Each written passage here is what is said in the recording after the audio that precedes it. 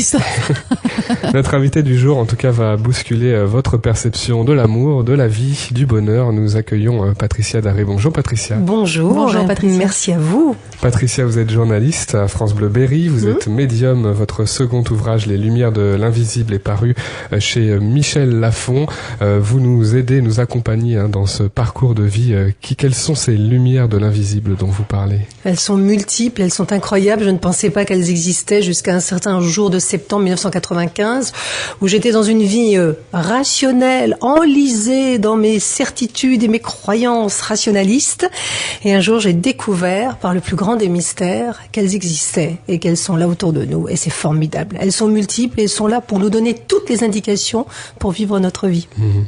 Ce que vous dites par rapport à la vie, c'est que la vie, c'est un jeu de pistes. Alors, ce qu'on comprend, c'est, en lisant ce livre, c'est qu'il y a un chemin. Et quand on s'occupe du présent, il faut aussi regarder en arrière et regarder en avant, finalement. Eh oui, effectivement. Ce chemin, il existe, il est tracé, on se le trace.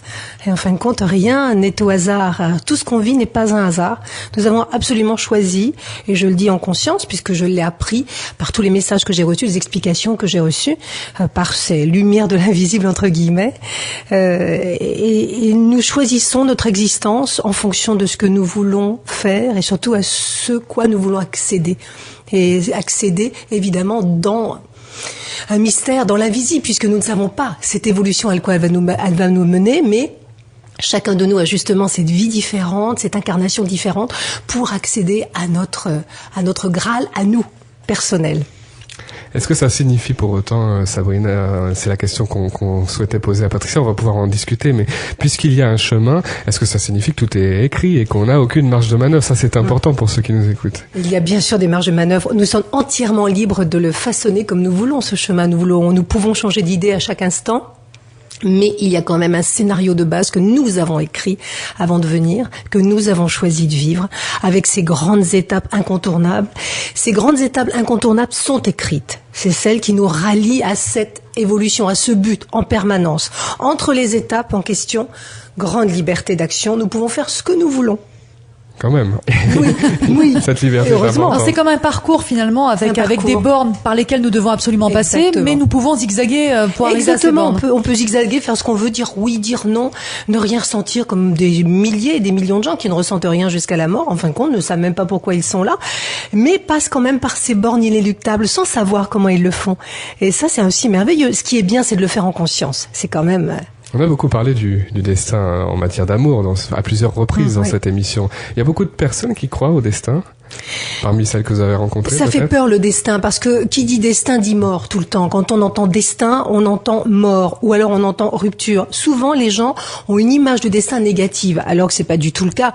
L'image du destin est une image positive. Le destin, c'est tout simplement ce que nous devons vivre, ce qui va être notre parcours. Mais effectivement, beaucoup de gens, de plus en plus de gens croient au destin aujourd'hui, le ressentent, même s'ils ne savent pas l'expliquer, même si ce terme leur est un peu étranger, parce qu'il y a ce côté fatalisme qui est un peu désagréable, comme on disait il y a quelques instants. Néanmoins, chacun a conscience d'avoir un propre parcours, quelque chose d'unique, de précieux, qu'il doit se jouer tout seul. Sabrina, le destin, on en parle souvent. Mais on en parle souvent, oui. Il y a des personnes qui ont l'impression justement d'avoir une mauvaise étoile, qui nous disent mes histoires d'amour ne fonctionnent pas, je n'arrive pas à trouver quelqu'un qui me plaît. Je suis toujours dans la répétition. Je suis toujours dans la répétition. Quel regard vous portez justement vous sur ces bonnes et mauvaises étoiles, pseudo bonnes et pseudo mauvaises étoiles finalement? Alors je pars du principe qu'il n'y a pas de mauvaises étoiles. Il y a juste des étoiles qui nous guident. Et puis il y a une oreille, celle qu'on a pour entendre et celle qu'on bouche quand on ne veut pas entendre. Beaucoup de gens perpétuent le même problème, reproduisent le même problème, perpétuent la même erreur, parce qu'ils s'enlisent et ont une volonté de ne pas changer de chemin par peur, souvent. On circule et on fonctionne sur les vieux schémas. Les nouveaux schémas nous font peur, la nouveauté fait peur, on n'ose pas sortir du sentier. Et donc, on recommence la même chose et on se dit, mais pourquoi je suis maudit? Je suis pas maudit, j'ai tout simplement pas envie de changer de chemin. Mais ça, je ne me le dis pas. Et quand les gens vous le disent, souvent, vous voulez pas l'entendre parce que c'est tellement mieux d'être maudit. Parce que quand on est maudit, on est victime. Quand on est victime, on est plein. Et c'est tellement plus confortable. Mais quelle vie stérile, franchement. Il faut un tout petit peu de courage dans la vie vie, quand on se tape la tête contre les murs, pour oser dire je change de chemin. C'est pas ça mon truc, ça va me demander beaucoup de force, beaucoup de sacrifice peut-être, beaucoup de courage. Le mot courage est important dans le destin. Il faut avoir du courage de vivre, le courage de faire ce qu'on a à faire. Et puis quand on va sur le chemin que l'on doit emprunter, c'est un peu difficile au début, mais qu'est-ce que c'est confortable, parce qu'après on a l'impression que la vie vous pousse avec une espèce de main invisible dans le dos qui vous pousse tout au long du rail que vous avez devant vous. Et ça, c'est la réponse que c'est la bonne voie. Et c'est comme ça, inutile de se taper la tête contre les murs. Et si ça va pas, et si on a l'impression de tourner en rond, faut pas se dire pourquoi Seigneur m'as-tu abandonné, comme on l'entend souvent, c'est pourquoi je me punis comme ça. Il y a quand même, c'est vrai, on doit le reconnaître, des personnes plus défavorisées que d'autres et des personnes qui ont une histoire plus difficile à la base. Oui, bien sûr. Alors il va falloir plus de courage pour ces personnes-là. Les gens qui ont choisi une histoire difficile à la base sont des gens qui ont mis la barre très haut souvent. Et ce sont ceux qui ont choisi de développer, alors je vais employer le terme pour la première fois, leur âme. L'âme, alors c'est un terme extrêmement utilisé par la spiritualité, voire la religion. Je vais l'employer parce que j'arrive pas à le définir autrement. Je l'appelle le souffle dans mon premier bouquin. C'est ce qui nous habite. C'est-à-dire, c'est nous, l'âme. C'est nous. Ce que je vois aujourd'hui, chez vous deux d'ailleurs, ce n'est qu'une partie de vous. C'est une réduction de vous. Dès qu'on est dans le corps, on est réduit à 10%. Quand on sort du corps, on est à 100%. Donc, cette âme, il va falloir évidemment que je lui donne les moyens de vivre, quand je mets la barre très haut, de vivre sur les rails sur lesquels je veux aller pour accéder à mon Graal à moi. Quelquefois, c'est très compliqué. On choisit des histoires compliquées, on a réglé beaucoup de choses. Alors, il faudrait qu'on revienne un petit peu au tout début, parce que vous dites souvent, on choisit. Oui. Est-ce que vous pouvez nous expliquer brièvement aussi comment vous sont venues ces lumières de l'invisible pour ceux qui ne vous connaîtraient pas? Et vous dites, on choisit, c'est-à-dire que vous laissez entendre depuis tout à l'heure, voilà, que on choisirait sa vie, on choisirait notre incarnation. C'est ce que vous expliquez dans les lumières de l'invisible. Oui, c'est un petit peu ça. Alors, j'explique parce que c'est vrai que les bouddhistes le disent. Moi, ce que je voudrais dire ici à ce micro, c'est que je suis laïque. Ça va tout je ne m'inspire d'aucune religion, même si beaucoup de religions disent la même chose que moi. Mais évidemment, les religions sont basées sur des médiums ou des textes médiumniques qui ont reçu des informations. C'est comme ça que les religions sont nées, avec des gens qui ont reçu des infos, évidemment à des hauteurs plus ou moins importantes. Ce qu'on nous dit à tous les médiums, à tous les gens qui reçoivent, c'est la première fois quand j'ai été frappée, on va dire entre guillemets, par la médiumnité, alors que je venais d'avoir un enfant, que j'étais heureuse dans ma vie, et qu'une nuit, une voix me dit, lève-toi et prends un papier écrit, et que j'ai cru que j'étais devenue folle, courant chez un psy pour être sûre que j'étais pas schizophrène. On m'a dit, mais non, maintenant tu es en contact avec une autre dimension, tu l'as choisi, c'était prévu. Je n'ai pas compris le c'était prévu. Qu'est-ce qui était prévu? Mais qu'est-ce qu'on vient me dire? On est au mois de septembre 95, je suis heureuse dans ma vie, je suis absolument rationnelle, tout va bien. C'était prévu que quoi? Que ma main se mette à écrire toute seule sur une feuille et que j'entende des voix qui viennent d'ailleurs, d'où je ne sais où. Mais qu'est-ce que ça voulait dire? Et on m'a expliqué par la suite qu'en fait, avant de venir ici et maintenant, j'étais déjà dans cet esprit de communication, de vouloir aider, chose que j'avais un peu oubliée dans la première partie de ma vie. On me disait, maintenant, comme prévu, tu vas accéder à ce que tu as choisi. Tu as choisi de venir ici pour entendre une partie de l'invisible et pour aider ceux qui sont dans le visible et qui ne l'entendraient pas, ou pour les aider à se connecter. C'est un peu ça. Tu vas les aider à se connecter. Et effectivement, j'ai compris que j'étais venue ici pour ça, et que la partie de vie que je vis maintenant, sans rien retirer à ma vie d'avant, qui était une vie de femme mariée, mère de famille, journaliste, sans problème, embellie, n'avait rien à voir. C'était juste une préparation pour ce que je fais maintenant, qui est vraiment la partie solide. Je l'ai choisie. De même que j'ai compris que le décès de mon mari, qui m'a été annoncé 3 ans avant, et en m'expliquant pourquoi il allait mourir, alors qu'il était en pleine forme et que ça m'avait complètement paniqué, pourquoi il allait partir? Pourquoi ma mère allait partir? Pourquoi? On m'expliquait que j'allais devoir faire une vie plus solitaire, mais plus dans l'aide. Parce que c'est ce que j'ai choisi. Et que ça n'enlevait rien, évidemment, à ceux qui m'accompagnaient, ça n'enlevait rien à l'amour que j'ai porté à mon mari, qui est toujours dans l'invisible et toujours vivant. Ça n'enlevait rien, évidemment, à l'amour que je donne à mon fils, mais que c'était choisi, c'était comme ça. Finalement, c'est un parcours que j'ai élaboré. Et bizarrement, j'ai compris aussi que ces fameuses prémonitions dont certains ressentent les effets permanents dans les rêves, ces espèces de prémonitions, ces espèces de sensations déjà vues, expliquées de multiples façons d'ailleurs, ne sont en fin de compte que des petits flashs de ce qui va arriver parce qu'on le sait déjà.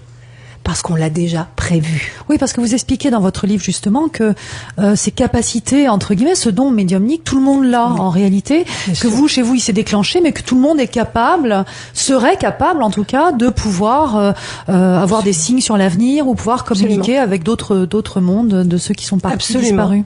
Absolument, il n'y a pas de gens élus et puis d'autres qui sont laissés pour compte. Il n'y a pas de gens à qui on dit soit t'entendras, toi t'entendras pas. Ceux qui entendent doivent connecter ceux qui n'entendent pas. C'est Patricia Darré, notre invitée aujourd'hui dans Vivre d'amour. On va se retrouver dans quelques minutes avec vous, Patricia. Et puis, dans la dernière partie de cette émission, Sabrina, comme chaque jeudi, répond à vos questions. livrefm.com. On est en compagnie de Patricia Darré, médium et journaliste. Les Lumières de l'invisible, c'est votre livre paru aux éditions Michel Lafon. On parlait juste avant la pause de ces instants vécus, perçus comme difficiles, la perte d'un conjoint. Comprendre, ou en tout cas concevoir, puisque encore une fois chacun se fera son propre avis, mais concevoir que l'âme continue d'exister, c'est quelque chose d'important pour surmonter son chagrin. C'est quelque chose d'important et surtout pour bien comprendre que la vie est terriblement intelligente et qu'elle ne s'est pas contentée de fabriquer des corps qui tombent en poussière et qui ne laissent aucune trace. C'est impossible. Alors c'est vrai qu'il y a quand même la difficulté, évidemment, la difficulté du deuil, la difficulté de la mort, c'est ce corps. Nous sommes extrêmement restreints par ce corps physique que nous avons. Je parle dans mon livre justement de ce culte du corps que l'on développe, qui est selon moi une hérésie, parce que c'est vrai que quelquefois on atteint des sommets d'amnésie pour essayer d'oublier qu'il y a quelque chose à l'intérieur, en tout cas. Et du coup, on pense que si le corps n'est plus là, il n'y a presque plus rien. Voilà. Et en fait, cette âme, comme je disais tout à l'heure, elle est immense et ce corps l'a réduit à 10%. Je disais, le but, c'est évidemment d'essayer de la faire grandir. Plus on la développe à l'intérieur, plus on devient spirituel, entre guillemets, plus on est paré contre les épreuves, ce qu'on appelle les épreuves. Mais cette mort-là, même si on est conscient, évidemment, de la survie de l'âme, elle n'est pas moins un choc pour le corps physique, parce que le corps physique, lui, doit prendre comme un bouclier ce choc frontal avec tous les manques. Évidemment, il a enregistré des odeurs, il a enregistré des voix, il a enregistré des tas de choses. La matière enregistre. Et il va falloir que petit à petit, il déprogramme ces voix, ces odeurs sans déprogrammer le souvenir. Ce qui est difficile, on a le souvenir des êtres partis, mais quelquefois on n'a plus le souvenir des voix, on n'a plus le souvenir des odeurs, mais c'est peut-être un bien. Garder juste l'essentiel. Et cet essentiel-là, c'est l'essentiel qui nous relie à l'autre dans l'au-delà. Ce qui fait le plus peur, c'est de... Alors aujourd'hui, il y a des photos dans tous les sens, évidemment, puis des vidéos, mais c'est quand même de perdre le visage ou l'image du corps en mouvement aussi. La voix, le sourire, l'image du corps. Ça fait très peur parce qu'on s'attache à ça beaucoup. Parce qu'on enregistre, c'est ce qu'on enregistre. On a la sensation que c'est ce qu'on enregistre. Or ça, c'est le corps qui l'enregistre. Le corps enregistre le corps. L'âme enregistre tout. C'est ça la grande différence. C'est-à-dire qu'avec le corps, quand on est malade, je pense quand on vit une épreuve, on se rend compte déjà quand on est très malade qu'on n'a plus besoin de ça. Qu'on est déjà plus dans l'essentiel. La maladie ramène à l'essentiel. Et donc, en fait, ce qui est important, c'est de savoir que il faut laisser du temps, évidemment. Il faut que le corps se déprogramme dans ses sensations qu'il recherche, la sensation maternelle, de la caresse, de l'étreinte, de tout. On recherche tout. Et puis après, on en a moins besoin parce qu'on se rend compte que l'essentiel est à l'intérieur, qu'il est connecté. Mais il faut passer par là, il faut laisser du temps. Il y a des gens qui viennent me voir, qui ont fait leur deuil au bout de 2 mois. Il y en a d'autres qui, au bout de 10 ans, ne l'ont pas fait parce que ça va beaucoup moins vite. Et pourquoi ça va moins vite? Parce que souvent, on est enfermé dans des carcans culturels, des carcans religieux, des carcans aussi de non lâcher prise, de ne pas se laisser aller vers un mieux-être parce qu'on culpabilise. Et la culpabilité, c'est la peur. On a eu l'occasion de parler à plusieurs reprises avec des témoignages de la perte d'un conjoint et de cette question, Sabrina, comment aimer à nouveau aussi, c'est-à-dire comment pouvoir à nouveau rencontrer quelqu'un que l'on aime sans forcément ne plus aimer la personne d'avant. Évidemment. Oui, c'est vrai que le deuil peut prendre des temps très très différents pour chacun. Maintenant, c'est vrai qu'aussi il y a le fait de pouvoir se renouveler dans cet amour sans perdre le souvenir de l'autre. Les personnes ont souvent l'impression que parce qu'elles vont aimer à nouveau, elles trahissent finalement l'histoire qu'elles ont vécue avant. C'est vrai. Et on a aussi des exemples en médiumnité. Et je connais des gens à qui il a été donné par message le nom de celui, par le défunt mari, de celui qu'elle allait, puisqu'il s'agissait d'une femme, rencontrer, avec qui elle allait former un nouveau couple. Cette personne a refusé en disant c'est impossible, je t'aime trop, c'est pas possible, et ça s'est produit. Et ils sont toujours ensemble. Parce que de l'autre côté, nous on est aussi dans cette matérialité. La matérialité, c'est quand même très trompeur. On est dans cette possessivité, l'impression que les gens nous appartiennent, nos enfants nous appartiennent, nos maris, nos femmes nous appartiennent. Il n'en est rien. La matérialité est dans la possession, l'âme ne l'est absolument pas. On est dans l'amour. L'amour n'est ni possession, ni jalousie. Et il est juste ce besoin de faire circuler des fluides qui vont nous faire avancer, qui vont nous épanouir, quel que soit le moyen de s'épanouir. Alors justement, dans le livre, vous bousculez un peu le lecteur, vous n'hésitez pas à propos de la souffrance. Vous dites qu'elle est normale, mais elle ne doit pas durer trop longtemps. Quand on s'enferme dans la souffrance, vous dites c'est peut-être qu'on ne fait pas bien la part entre ce qui relève de l'amour de l'autre et ce qui relève de l'ego. Vous en parlez ça dans le livre. On souffre trop par rapport à nous-mêmes, c'est ça? C'est-à-dire qu'il y a des gens, je dis pas que c'est une généralité, parce qu'il y a des gens quand ils souffrent vraiment, je parle dans le deuil, dans la perte de l'autre, ils ont vraiment envie de dire je veux que ça s'arrête, je veux aller mieux, je veux que ça s'arrête au bout des mois, de 2 ans, 3 ans, on se dit moi j'en ai marre, je veux vivre aussi une autre vie, j'ai envie. Puis il y en a d'autres qui vont en faire une espèce de, j'ose le dire, de fonction existentielle. C'est-à-dire maintenant je suis veuve, maintenant j'ai perdu mon enfant, donc je deviens une espèce de mausolée vivant. Quand les gens me verront, on ne pourra plus m'agresser parce que j'ai perdu un fils. J'aurai des droits parce que j'ai perdu un fils, et je connais ça. Et mon deuil est bien plus grand que le tien parce que tu as perdu ton mari, et que le tien parce que toi tu n'as perdu qu'un chien. C'est absolument intolérable. Un deuil est un deuil. Et le but, ce n'est pas de l'instrumentaliser, le deuil. C'est d'en sortir. On en sort. Vous savez, autrefois, il y a 50 ans, 60 ans, une femme devait porter le deuil 6 mois, être en noir, et puis après, hop, elle repartait. Voilà, c'était, je te donne ce temps-là. C'était un temps qu'on donnait. Maintenant, ça n'existe plus. Le fait qu'on ne le donne plus, les gens s'enferment. Et il n'y a plus de loi, chacun va l'utiliser, je dis bien utiliser pour certains, chacun va le souffrir. Il y a des gens qui vont le souffrir, mais parce qu'ils ont déjà un problème existentiel. Et il vient souvent, le deuil, renforcer le problème existentiel. Souvent. Les gens qui ont vécu à travers l'autre, qui ont vécu en utilisant l'autre, sont perdus. Ceux qui sont conscients, qu'ils ont une vie autonome, qu'ils ont une vie personnelle et un destin personnel, ne sont pas perdus parce qu'ils savent qu'ils ont été dans un grand amour avec un accompagnant, qu'il soit leur fils ou leur mari. Et puis quand on commence à s'ouvrir à cela, on ressent les gens. On les ressent vivants et on sait qu'on les reverra. Tous les gens à qui j'ai parlé qui sont dans le deuil savent qu'un jour ou l'autre, ils vont revoir. Ceux qui se sont ouverts à cela savent qu'ils vont revoir celui qui est parti. Ceux qui ne le pensent pas, ceux qui ne veulent pas le penser, pour certains que je connais, continuent d'instrumentaliser la mort de l'autre comme ils l'ont instrumentalisé du temps de son vivant. Donc moi, je ne suis pas sans pitié, mais j'essaie de booster et de bousculer un peu ces gens-là pour qu'ils se réveillent. Oui, c'est un message assez fort là que vous faites. C'est vrai que c'est dur d'avoir du recul aussi dans ce genre d'événements. Il faut que quelqu'un donne du recul. Notre but, c'est de donner du recul à l'autre. Oui, et parfois justement le fait d'aller consulter aussi, et là je parle de psychologie, puisque c'est mon métier, mais le fait parfois d'aller consulter permet aussi de mettre à jour ce type de fonctionnement, et justement de faire un travail sur soi pour comprendre pourquoi on s'est enfermé dans un deuil qu'on dit pathologique, justement, qu'on appelle pathologique.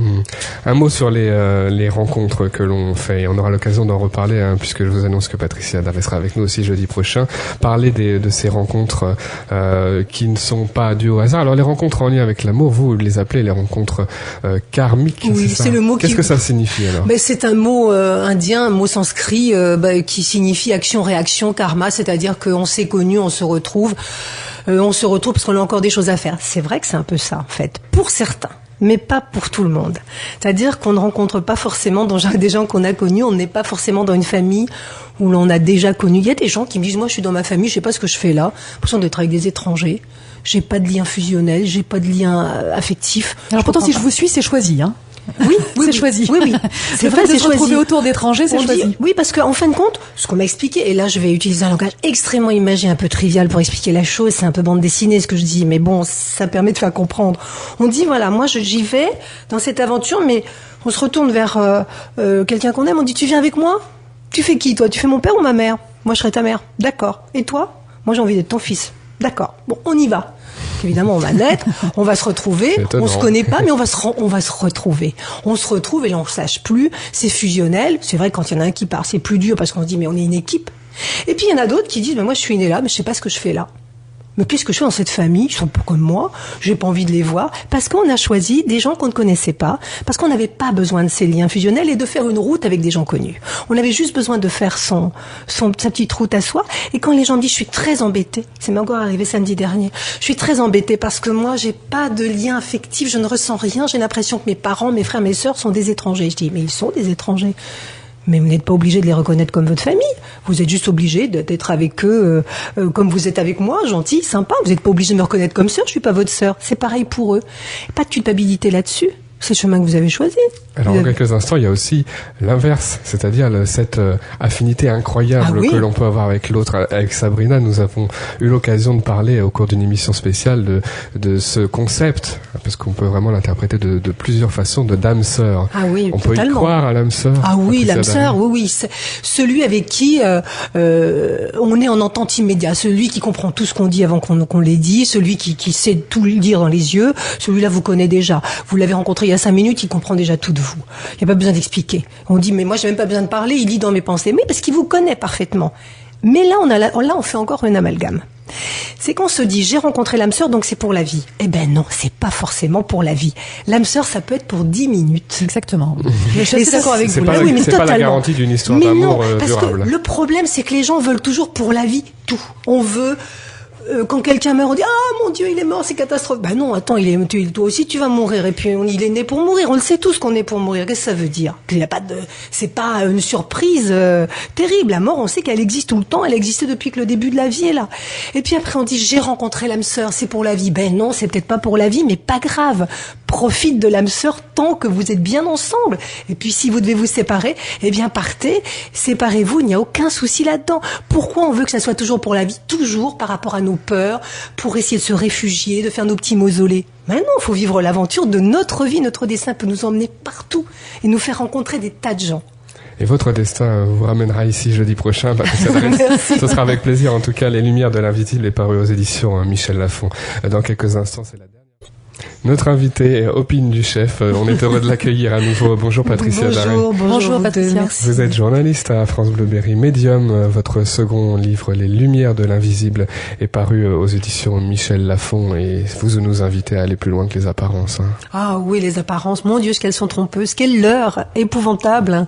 Mais heureusement, on est là pour aller au-delà.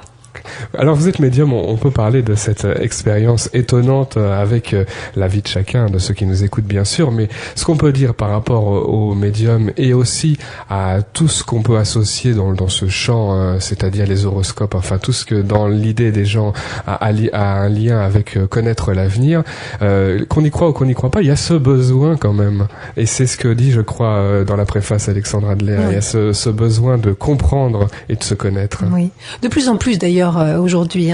De plus en plus on en parle, et il y a une ouverture par rapport à ça. De plus en plus la physique quantique se développe dans ce sens. Il y a des rencontres entre le quantique et la médiumnité. Il y a des choses, on se rend compte que cette médiumnité qui existe depuis le début des temps, il y a toujours eu des médiums qui ont été au service de monarchie, de religion, voilà, parce qu'il y a aussi chacun son médium. Même aujourd'hui, il y a les stars ont leur médium personnel qui vivent souvent dans leur maison. Faut bien le dire, il y a une grande hypocrisie parce que quand vous faites un micro-trottoir, personne n'y croit. Mais quand vous allez chez les gens, tout le monde a consulté, tout le monde y croit et tout le monde a son médium. Il y a une grande hypocrisie. Alors, bon, abattons les cartes, disons oui, on est intéressé.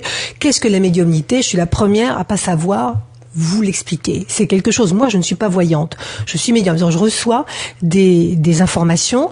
Je communique avec les personnes décédées. Je n'ai jamais demandé à le faire. Ça m'aurait terrifié si on m'avait dit il y a quelques années, tu vas parler avec les morts. Je me serais sauvée à l'autre bout du monde. Je me serais enfermée dans une grotte en disant je ne veux pas. Aujourd'hui, je communique avec eux. J'ai compris évidemment que la vie est éternelle, que la vie ne s'arrête jamais, que l'on vient de quelque part pour aller autre part. Et puis il y a tous les métiers dérivés. La voyance, les tireuses de cartes, et puis il y a tous ces métiers de l'ésotérisme qui ont fleuri depuis des années avec des stages, des livres de développement personnel. Il y en a partout. Et moi, je trouve pas que la société est beaucoup mieux, finalement, depuis la sortie de tous ces livres, parce qu'on trouve tout et n'importe quoi. Et surtout, ce qui m'agace le plus, je vais vous dire, moi, ce qui m'agace le plus, c'est qu'il y a la théorie du grand maître, de l'initié, et que tous les gens qui sont accrochés à un initié ne doivent pas savoir. Seul l'initié sait et lui vous dispense sa petite science. C'est insupportable. S'il y a une chose dans laquelle nous sommes égaux, c'est la médiumnité. Dites-moi une personne en ce bas monde qui n'a pas eu une prémonition, un signe, une sensation de présence. Tout le monde l'a eu à un moment ou à un autre. Tout le monde développe sa médiumnité. Ça veut dire que dans votre démarche, dans votre livre, par exemple, il y a pas les réponses, il y a plus de questions, il y a des bonnes questions à se poser. C'est les questions. Moi, je n'apporte pas de réponse. Alors, il y a des choses que j'ai vécues, évidemment, que je raconte parce que ça peut poser des questions, mais je ne prétends pas dire ma vérité. Ma vérité, oui. La vérité, non. Chacun a sa vérité. Mais ouvrir des portes, mais pourquoi ça se passe comme ça? Pourquoi on capte ça? Pourquoi? Qu'est-ce que le mal? Qu'est-ce que le bien? Puisque de l'autre côté, j'apprends qu'il n'y a pas le mal et le bien tel qu'on le définit ici. Ce sont des multiples questions. J'ai pas toutes les réponses et je ne prétends pas les avoir et les dispenser comme un gourou. Non, pas que... Sabrina, par rapport à ceux qui nous écoutent, et on a l'occasion souvent de dire évidemment et notamment à des publics un peu sensibles qu'il faut faire attention. Comment on fait pour distinguer, alors non pas les bons des mauvais spécialistes, c'est même pas ça la question, c'est pour distinguer la bonne démarche personnelle qui est de mieux se comprendre sans tomber dans des choses qui nous dépassent, on va dire. Aujourd'hui, il y a beaucoup de chemins qui sont possibles pour mieux se comprendre, mais je crois que ce qui est important qu'on aille voir justement une médium, une psychologue, n'importe quel thérapeute, ce qui est important, c'est que vous devez retenir que personne ne doit vous dire ce que vous devez faire. Personne n'a les réponses à vos propres questions, en réalité. Et ça, c'est valable. C'est ce que je dis toujours. Quand on accompagne quelqu'un par le chemin de la thérapie, du conseil, c'est pas nous qui donnons les réponses à la personne qui vient nous voir. C'est la personne qui trouve ses propres réponses. Absolument. Bien d'accord. Voilà. Et c'est l'idée aussi, c'est l'idée dans la médiumnité, c'est l'idée de pouvoir délivrer un message qui amène l'autre à trouver ses réponses. Patricia Daré. Mais je suis absolument d'accord. C'est-à-dire que il y a des gens qui viennent me voir. Alors moi, je consulte pas, je travaille, mais de temps en temps, il y a des gens qui entendent parler dans le village où je vis, ou des amis d'amis, ou des gens qui ont besoin, ils viennent me voir. Et puis ils me disent, je voudrais parler avec mon mari. Mais moi, votre mari est pas là. Qu'est-ce que vous voulez que je vous dise? Il est pas là. Oui, mais vous êtes médium. Oui, mais je peux pas parler à tout le monde. Si j'ai un message, s'il vient me parler, je vous parlerai. Ah, mais alors vous n'êtes pas médium. Mais si. Mais justement, on les a tellement trompés en disant, vous voulez parler avec votre mari? Toc toc, le mari est là, s'il vous plaît, pouvez-vous venir? Il y a un message pour madame. Ça ne marche pas comme ça. Ça ne marche pas comme ça. C'est furtif, la médiumnité. C'est un flash, c'est une voix c'est un message qui va arriver, puis hop, c'est plus rien. C'est très furtif. C'est pas tout le temps. Et les gens sont persuadés que c'est la machine à café, je te mets un jeton, je prends mon café. Je mets un jeton, je prends mon café. Mais non, il faut sortir de ça. On vous trompe, mesdames, messieurs qui nous écoutez. Attention. Ça n'existe pas, ça ne marche pas comme ça. Si un jour vous recevez un coup de fil ou si quelqu'un frappe à votre porte en disant « Vous êtes madame Untel, je crois que votre mari a quelque chose à vous dire », c'est beaucoup plus crédible parce que ça marche beaucoup plus comme ça.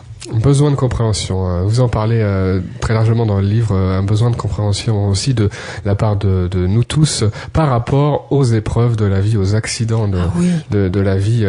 Voilà, quand on a des difficultés comme ça, des accidents, on se dit la première chose, c'est l'injustice. Dieu, s'il y a un Dieu, pourquoi il n'agit pas? Dieu, il va pas agir sur toutes les événements de la vie, bien sûr, et puis il peut pas agir sur les guerres, il peut pas. C'est l'homme qui fait son destin. C'est pas un Dieu. Pourquoi on a toujours besoin d'avoir un référent voilà, tout le temps pour dire c'est de sa faute? Non, nous sommes responsables de notre vie. Je crois que dans la médiumnité, j'ai appris à voir les tragédies différemment. C'est-à-dire, pour moi, une tragédie était une tragédie avec un choc terrible, je m'en remettais pas. Maintenant, je me rends compte que la tragédie n'est tragédie que si je la vois tragédie. J'arrive maintenant, avec ce que je reçois, avec ce que je ressens, à voir ce qu'il y a derrière la tragédie, ce qu'elle veut dire. Évidemment, quand on est dans la médiumnité, quand on a cette croyance et quand on a aussi cette sensation, c'est pas une croyance, je suis pas dans la croyance, je ressens, et je cherche des confirmations à chaque fois. Il ne s'agit pas de recevoir un message et puis de dire un truc, il faut chercher des confirmations, avoir des preuves. C'est de dire pourquoi cette chose se passe, pourquoi un car est tombé dans le ravin avec tous ces morts. Alors évidemment, c'est épouvantable. On le reçoit comme un choc. Je disais, le corps, lui, il reçoit ça comme un élément de choc terrible et il faut, quand on entend la nouvelle, se reprendre, se remettre, etc. Mais après, pourquoi tous ces gens choisissent de mourir en même temps? Si vous allez voir dans les familles, si vous allez voir les parents que je rencontre quelque temps après, moi il m'arrive de rencontrer des gens, après des familles, après des crashs aériens, etc. Et je comprends qu'il y avait, bizarrement, un lien entre les parents de ces gens qui sont morts dans le crash. Un moment de leur vie où quelque chose devait changer. C'est terrible, mais c'est comme ça. Les gens partent pour nous faire changer. Il y a une programmation, quand les accompagnants nous quittent et vont de l'autre côté, quelle que soit la manière, l'accident, la manière, il y a un besoin de nous faire changer. Eux changent d'état et nous devons changer d'état. Et la chose la plus difficile, c'est de ne pas prendre l'épreuve, comme je disais, comme j'ai déjà dit la semaine dernière, ne pas prendre l'épreuve comme un pilier auquel on va se tenir toute sa vie, mais c'est de dire plus rien ne sera comme avant. À partir d'aujourd'hui, il est inutile que j'essaie de vivre comme avant. Plus rien ne sera comme avant, mais c'est le jeu. On remet les choses à plat. Je garde le bonheur que j'ai vécu avec cette personne, je le garde en moi, je vais le garder en moi et je le sens vivre. Mais maintenant, je fais une nouvelle vie. C'est ce qui m'est arrivé, moi, quand mon mari est décédé. Plus rien ne pouvait être comme avant. Avec mon fils, qui a 17 ans, on vit la chose comme ça. Donc, on fait une nouvelle vie. Avec lui, et il le partage amplement, et on le sent, et même mon fils, qui n'est pas médium, à 17 ans, et qui est un ado normal, le sent. Mais ça nous a boosté. Nous sommes nouveaux, nous sommes neufs. Nouvelle portion de vie, jusqu'au prochain pilier qui va s'effondrer pour nous faire changer encore. Et la vie n'est que ça. Je sais que quand je dis ça comme ça, des gens vont dire « mais c'est épouvantable, mais est-ce que vous croyez que c'est facile ?» Ah non, c'est pas facile. Mais qu'est-ce que c'est intéressant? Voilà ce que je réponds. On parle d'amour et de pardon dans la seconde partie de cette émission et toujours avec Patricia Daré. Jour d'amour, jusqu'à 13h avec Sabrina Philippe et avec notre invitée Patricia Daré, médium et journaliste, Les Lumières de l'Invisible aux éditions Michel Lafon. Patricia Daré, on va parler d'amour maintenant, amour de pardon aussi, c'est un sujet qu'on aborde parfois à travers vos témoignages. Vous pouvez témoigner au 01 56 88 40 20. Alors il y a une injonction qui nous est faite très souvent, ça m'a bien fait rire dans le livre parce que vous bousculez un peu tout ça, cette phrase dont on connaît les origines, il y en a d'autres certainement, aimez-vous les uns les autres. Ça, c'est pas obligé, c'est même pas possible. Ça, c'est hypocrite. Mais personne n'aime tout le monde, c'est impossible. Par contre, respectez-vous les uns les autres. Je pense que c'est dans ce sens qu'il faut l'entendre. Respecter, c'est pas forcément aimer. Respecter, c'est reconnaître que l'autre est là autant que nous et qu'il a sa fonction en tant que la nôtre. Mais aimer, ça veut dire quoi? Vous vous rendez compte? On nous dit, tu ne peux pas dire ça, tu ne peux pas faire ça, il faut l'aimer. Il y a des gens qui vous font du mal, il y a des gens que vous ne pouvez pas supporter, il y a des gens chimiquement, vous ne pouvez pas les approcher, ne peuvent pas vous approcher. Ça veut dire qu'on doit s'éviter. On doit s'éviter. Il y a des gens qu'on doit éviter dans la vie. Il ne faut pas essayer de les aimer. Ils ne peuvent pas vous aimer non plus. Notre jeu de piste n'est pas de prendre le monde entier dans ses bras. Alors si le Dalai Lama peut le faire, je dis bravo Dalai Lama, mais moi je ne peux pas. Et je pense que la plupart d'entre nous ne pouvons pas. Nous rencontrons des gens, nous les respectons. L'information qu'ils vous apportent dans, évidemment, leurs différences, dans le fait qu'ils vous regardent avec dédain, avec haine, avec défiance, c'est une information qui va vous servir, parce qu'à chaque fois que vous rencontrez la haine, la défiance, c'est pas anodin, c'est parce qu'il y a quelque chose que vous projetez sur certaines personnes, c'est à vous de comprendre pourquoi vous projetez cette information et comment la corriger. Après, si vous rencontrez des gens que vous n'aimez pas, avec qui ça ne passe pas, qui vous font des crasses, à qui vous avez envie de faire les pires crasses, parce que nous ne sommes pas des petits saints, la sainteté entre guillemets, ça n'existe pas non plus, je voudrais bien avoir connu la vie des saints pour voir jusqu'à quel point ils étaient saints. Mais l'important c'est de dire, aujourd'hui tu es mon ennemi, Mais demain, ça peut évoluer. Tout est convertible. Tout peut évoluer. C'est ça, le but de la vie. Tout à fait. D'ailleurs, cette traduction de la phrase « aimez-vous les uns les autres », a priori, serait erronée en réalité. Ah oui, ça m'étonne pas. Parce que le mot « aimer » a été mal traduit. En fait, le mot « aimer », ça viendrait plutôt, en fait, une racine qui voulait dire plutôt, qui est plus proche de la compassion. C'est-à-dire, en fait, l'idée, mettez-vous à la place des uns et des autres, et non pas aimez les uns et aimez-vous les uns les autres. C'est une vision intéressante, oui, d'essayer de comprendre l'autre. En matière d'amour, de relations de couple, les sentiments vous savez, qui varient, parce que ça aussi, ça existe. Ça fait très peur, hein, quand on est en couple, qu'on se dit, là, on aime un peu moins, ou là, c'est une période sans, comme on dit. Comment on réagit par rapport à ça? Parce que le couple, c'est quand même l'aventure la plus difficile du monde moderne. Je pense que on est deux. Vous vous rendez compte, c'est pas sur une société. Quand on est dans un travail avec des amis, dans une société, il y a plein de gens. Donc il y a un échantillonnage assez vaste pour pouvoir se mesurer à des tas de sensibilités. Là, on vit en permanence avec une sensibilité, et à partir de cette sensibilité, nous devons nous définir. Alors quelquefois, il y a une corruption qui se fait parce qu'on est obligé de se transformer pour essayer de plaire. Nous sommes quand même tout le temps dans la séduction, dans le besoin de plaire et de posséder. Donc à partir de là, déjà, nous ne sommes plus nous-mêmes. Nous ne sommes plus dans la liberté d'échange. Nous sommes, je veux te plaire, tu dois m'appartenir, et puis je ne dois être qu'à toi, et tu ne dois avoir personne d'autre. C'est ça. Donc déjà, il y a une corruption terrible. On n'est plus soi-même, l'autre n'est plus lui-même. On est obligé de partir dans le mensonge, aussi infime soit-il. Mensonge de comportement, on évite certains regards, on mesure ses mots, on n'est plus soi. C'est terrible après d'aimer quand on n'est plus soi.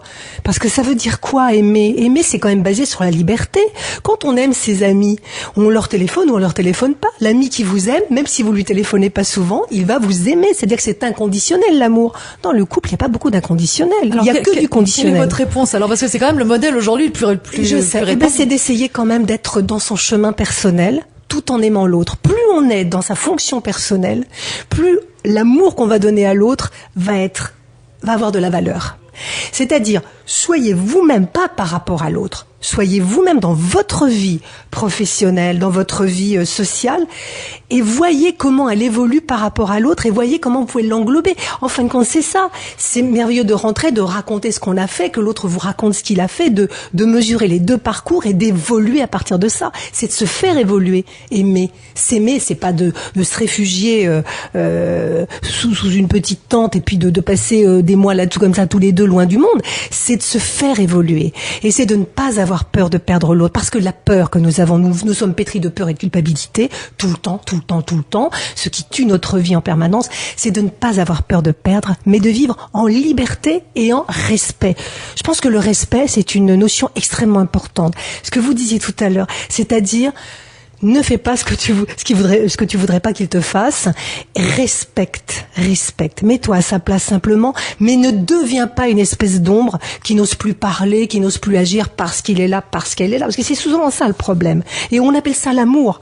Ça, c'est pas l'amour, c'est l'aliénation souvent. Attention de ne pas mélanger tous les termes, parce qu'on est dans une société judéo-chrétienne qui nous a donné des valeurs, mais qui nous a beaucoup corrompus et qui nous a beaucoup déviés aussi par rapport à nos sentiments et par rapport à l'amour qu'on porte en soi. Situation particulière, et être en couple avec une personne qui connaît la maladie, qui connaît le handicap, être dans une situation d'aidant, vous savez, on appelle ça les aidants familiaux, et quand on est en couple, on doit rendre ça compatible aussi avec la relation amoureuse. Vous dites là encore qu'il y a une différence entre aider avec amour et aider avec l'ego. Il y en a plein qui aident avec l'ego. Il y en a plein qui aident avec l'amour aussi. Aider avec l'amour, l'aide inconditionnelle, c'est-à-dire qu'on le fait parce qu'on aime, on n'attend rien, on le fait parce qu'on a besoin de le faire, parce qu'on veut que l'autre soit bien. Et puis il y a des gens qui vous aident en disant, dis donc, je t'ai aidé. C'est tout ce que tu me dis. Tu m'as pas dit merci. Dis donc, j'ai pas reçu. Mais attends, tu fais pour recevoir. Mais on n'aide pas pour recevoir. On aide parce qu'on a envie d'aider. Et puis on a donné, on s'en va. Et c'est tout. Et on ne pose aucune question. Moi, à partir du moment où les gens me disent, avec tout ce que j'ai donné dans ma vie, j'ai pas beaucoup reçu. Alors permettez-moi de vous dire que si vous n'avez pas reçu, c'est que vous n'avez pas bien donné. Si vous donnez de façon juste, vous recevez. Je peux vous dire que ça arrive immédiatement parce qu'il y a une grande loi de l'énergie. C'est ce que vous envoyez, vous le recevez, en double ou en triple. Si vous ne recevez pas avec tout ce que vous donnez, c'est que vous n'avez pas bien donné, vous avez donné avec une arrière-pensée qui n'était pas forcément saine, et l'énergie n'est pas partie. Votre action est partie, votre parole est partie, mais pas l'énergie qui va avec. C'est pour ça que vous n'avez rien reçu. Sabrina, on a souvent des témoignages de conjoints qui sont dans cette situation d'aide et c'est difficile en tout cas de se situer les retours entre guillemets dont vous dites Patricia qui ne sont pas obligatoires aident quand même. Sabrina, ça donne un petit peu du baume au cœur. Ben oui, c'est vrai qu'on est aussi, comme je le disais, on est humain, donc c'est vrai qu'on a aussi un fonctionnement un qui peu fait d'ego, que on a le droit voilà. Quand même. Bien sûr, il en faut juste pour nous booster un tout petit peu. Voilà, pour booster un peu et pour se sentir aussi tout simplement parfois utile vis-à-vis de l'autre, parce que vous avez aussi certain. Des aidants qui aident et qui sont rejetés par l'autre parce que l'autre souffre trop, parce que la maladie c'est autre chose. La maladie c'est autre chose. Je parlais de l'aide en général. La maladie c'est autre chose et j'admire les aidants. J'admire. Moi j'ai pas eu cette situation. J'ai vécu avec un homme qui allait mourir d'un cancer pendant quelques mois. Je sais ce que c'est qu'accompagner un malade. C'est très compliqué. Moi je l'ai vécu pas très longtemps. J'ai vécu 1 an, mais c'est très compliqué et j'admire tous ceux qui sont là pendant des années et qui le font comme un sacerdoce, comme c'est peut-être pratiquement leur jeu de piste à eux. Et c'est à travers cela qu'ils développent souvent, et à travers ça qu'ils doivent s'épanouir. Beaucoup s'épanouissent. Certains souffrent, parce que l'autre souffre. Et je comprends, puis il y a une solitude aussi, qui se crée. Mais j'admire. C'est très compliqué, c'est un chemin de vie extrêmement compliqué. Parlons du pardon, Patricia Daré. C'est un joli sujet et le pardon, on peut en parler à propos de multiples situations. Dans le couple aussi, sur des situations légères ou plus lourdes, on parle souvent, parfois Sabrina, d'infidélité, de pardonner aussi des mauvais comportements de l'autre. Vous abordez un sujet encore plus délicat, si son proche se suicide, lui pardonner, entre guillemets, pour être apaisé soi-même. Quel sens vous donnez à ce mot de pardon? Est-ce que c'est important le pardon? C'est très important parce qu'il va définir toute notre vie. Le pardon définit notre vie. Il y a des familles qui sont malheureuses après plusieurs générations parce qu'une génération n'a pas pardonné. On vit dans cette charge, dans ce fardeau du non-pardon. C'est un travail qui doit se faire. Évidemment, alors si on parle du couple et de l'amour, alors ne pas pardonner les infidélités. Il y a des gens qui ne se sentent pas bafoués par rapport en ayant été trompés, puis d'autres qui n'ont pas été trompés, qui sont bafoués en permanence et qui doivent pardonner des choses qui ne se sont pas produites. Donc ça, c'est vraiment autre chose. Le pardon, c'est, encore une fois, je dis, c'est une énergie. On ne pardonne pas simplement. D'abord, je crois que pour qu'il y ait un pardon qui soit donné, il faut qu'il y ait une demande de pardon, qu'elle soit émise de quelque part, si ce n'est par le coupable, mais au moins par quelque chose qui émette cette demande, qu'on sente cette demande. On ne peut pas pardonner comme ça, comme on distribue un bonbon à quelqu'un en disant tiens, voilà, c'est bon. Même en prononçant le mot, ça suffit pas parfois. Un mot, s'il n'est pas accompagné par l'énergie, c'est ce que je disais tout à l'heure avec l'ego. Si le mot n'est pas accompagné par la force qui va avec, ça ne joue pas. Le pardon n'est pas un mot. Le pardon est une énergie libératrice. C'est-à-dire que quand on a vraiment pardonné à quelqu'un et qu'on sent que c'est fait, on se sent libéré, on respire, on a une espèce dans la cage thoracique, quelque chose qui se libère comme ça, une espèce de libération musculaire, et l'autre en face, pareil, soulagement total, on est soulagé, le lien a été coupé. Ce lien qui n'est pas le lien de la haine, mais le lien de la rancœur a été coupé. C'est un lien terrible, qui peut nous tenir une vie entière avec des gens on peut être lié une vie entière par la rancœur. C'est terrible parce qu'elle nous empêche d'avancer. Il y a des choses qu'on ne peut pas faire parce qu'il y a ce lien. Et on se dit, je peux pas faire ça parce que de toute façon, il y a un tel qui est là et qui m'en veut. Je peux pas faire ça parce que je lui ai fait ça, il ne m'a pas pardonné. Donc, il y a des choses qui sont bloquées une vie entière. Le jour où la personne vous dit, ça y est, j'ai compris, je te pardonne. Et je te le dis franchement, voilà, maintenant on efface tout et c'est fini, c'est bon. Vous vous sentez libéré, vous pouvez faire ce que vous ne pouviez pas faire. C'est une libération totale, c'est ouvrir une porte, c'est ouvrir une cage, une porte de prison. Et pour mieux pardonner, souvent, il vaut mieux en parler d'abord, Sabrina. On a l'occasion de le dire parfois, vous le dites. Il faut d'abord comprendre toute la situation, donner une chance à l'autre de s'expliquer aussi. Il faut qu'il y ait du sens. Parfois, ça aide à aller sur le chemin du pardon. On peut pas pardonner si on n'arrive pas à mettre un sens. Et ça, c'est valable dans le couple aussi. C'est ce que je dis souvent parce que vis-à-vis de l'infidélité aussi. Si on arrive à mettre du sens aussi sur ce qui s'est passé pour l'autre, comment nous aussi on a été vis-à-vis de l'autre pour que ça se passe, et se sentir aussi responsable finalement dans un couple, on est deux, donc on est responsable de ce qui se passe au sein de ce couple.